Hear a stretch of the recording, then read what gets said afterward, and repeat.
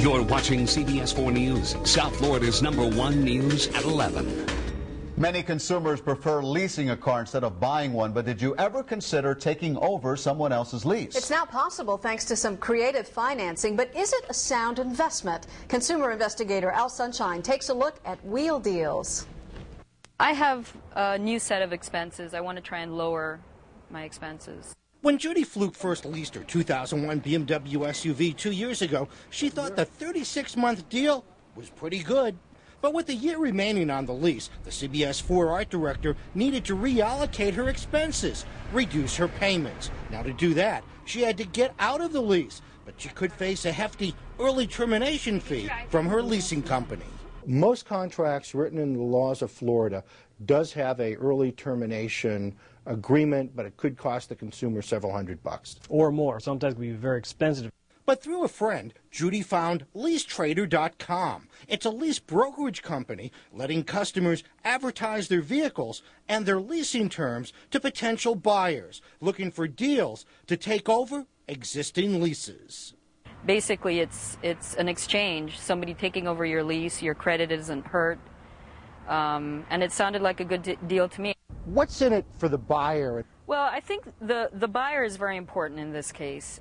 If I'm looking to get out of this before my lease is up, and if they're looking to get into this type of car for a year, I think it's kind of a win-win situation for both of us. Here's how it works. Judy pays a listing fee of about $40. A potential buyer is charged a $25 credit application fee by LeaseTrader. If the buyer has good enough credit, the lease broker connects the seller and buyer together to finalize the actual deal. But it still has to be approved by the original leasing company.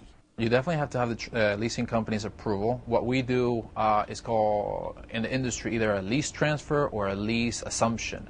But state consumer protection officials warn lease brokers are not regulated in Florida, and many leasing companies refuse to work with them at all. And according to LeaseTrader's own figures, only about 1 in 5 consumers like Judy have actually been able to successfully transfer old leases to new customers. It was in great condition when I got it, and it's still in great condition.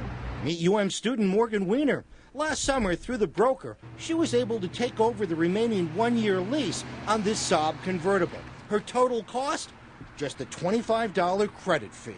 It worked perfectly for me. I figured I can get my 11, 12, or 13-month lease and not give any down payment.